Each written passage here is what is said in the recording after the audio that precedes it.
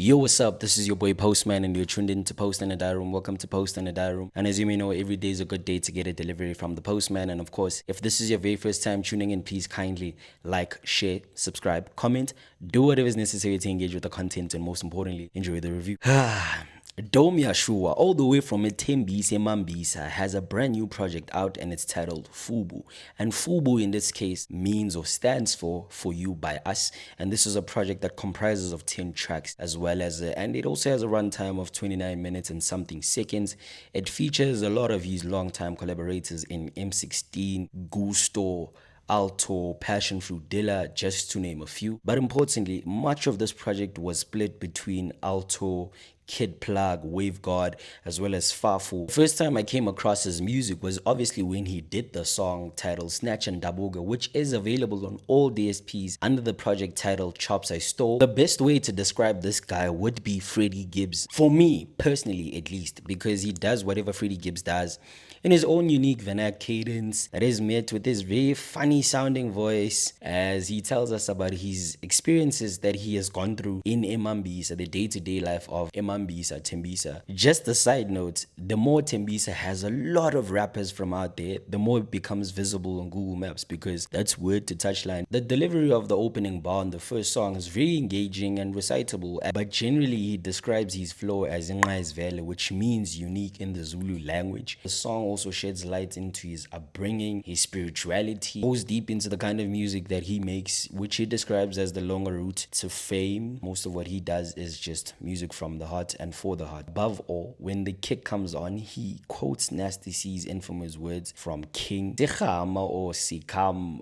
I don't know what this title is pronounced as, but I think it's pronounced as Sekama. Onto the song itself before we get into the goofy stuff that do occur on the song. This is a song that has a retro aesthetic that is brought by this sample that comes on, as well as these hidden drums that we hear all over the song. In hindsight, he makes use of a particular rhyme scheme that helps him narrate the story of how he was able to turn wooden planks into chairs for a musical concert that he hosted. Kuli Chana mentioned earlier in the song made a lot of sense when he then interpolated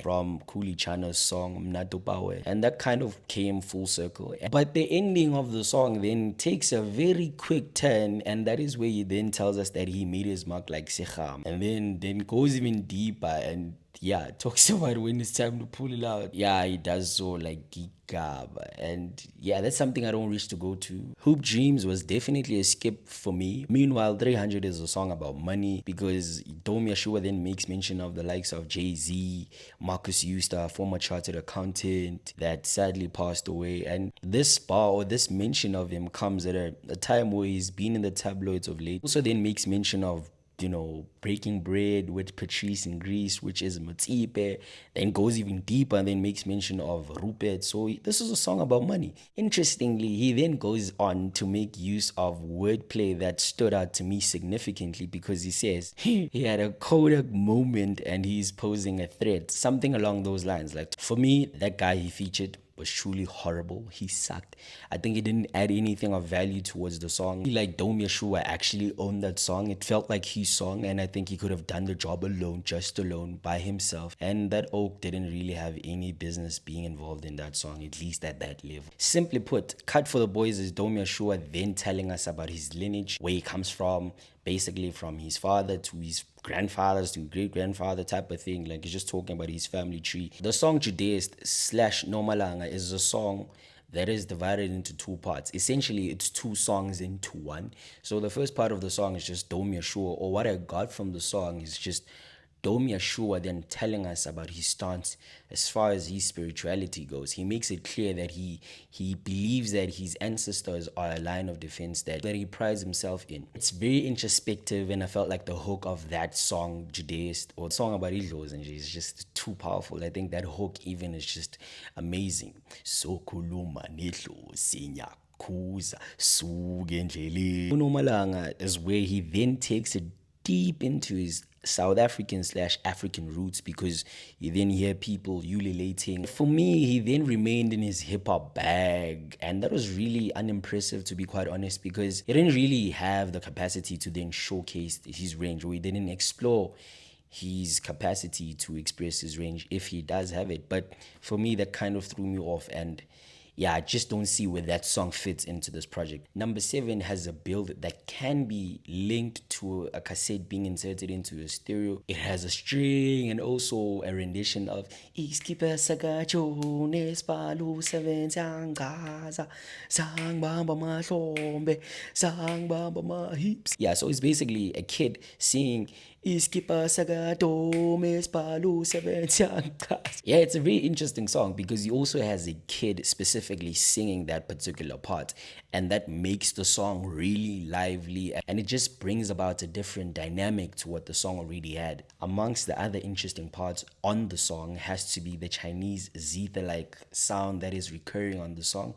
It can be attributed to something that is really simple. Maybe me describing it as a Chinese zither is really complex, but that's what it also sounded like to me. Namsha had a funny verse as far as maybe the things that the guy who raps said, the things in which he said, and respect to the way he even approached the verse, because he was not really rapping. You can't say there he was rapping. I think he was talking for the most part. And to be quite honest, I can't really fault him and say whatever I want to say about that verse, because that verse actually did not even feel far off as far as maybe the project goes. Friday is very atmospheric and has involvements from Freedy as well as Passion Fruit Dilla from Dead Venture. Lastly, Rhyme and Reason is my favorite song on this project, which features Freedy, who then knows how to make a song come out as lively as possible. I think she knows how to elevate a song and bring something totally different to the song. Importantly, he makes use of imagery through the use of words like "Dearly beloved, we gather here today," bring across the sense that he's addressing people live at the funeral of those he regards as fake artists. Basically alluding to that the ones that he started with initially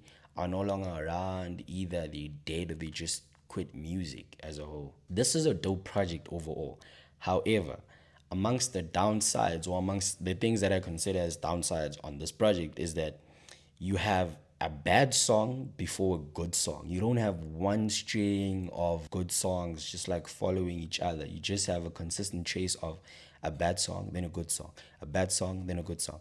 And that kind of threw me off because he had bad songs lined up ahead of the good songs in every moment of the project. I think overall it lacked cohesion because I don't know what this project is entirely about, to be quite honest with you. Some of the features that were called upon were not really the best. They did not even bring their best foot forward. From how I've actually spoken about her, I think Freedy was the man of the match for me. On the Dome Yashua side of things, I think he dominated his project. It felt like his project. Most of the songs were dominated by him, spearheaded by him. And I think he could have just done it without the features, some of the features. There were moments throughout the project where he couldn't meet the demands that were required by some of the songs. Majority of the beats that were selected do complement his rapping technique or rapping style. This project gets a 6 out of 10 from me. Dome Yashua's F.U.B.U for You by Us gets a 6 out of 10 from me. Post in the diagram, please kindly like, share, subscribe, comment, do whatever is necessary to engage with the content, and most importantly, I will see you on the next one.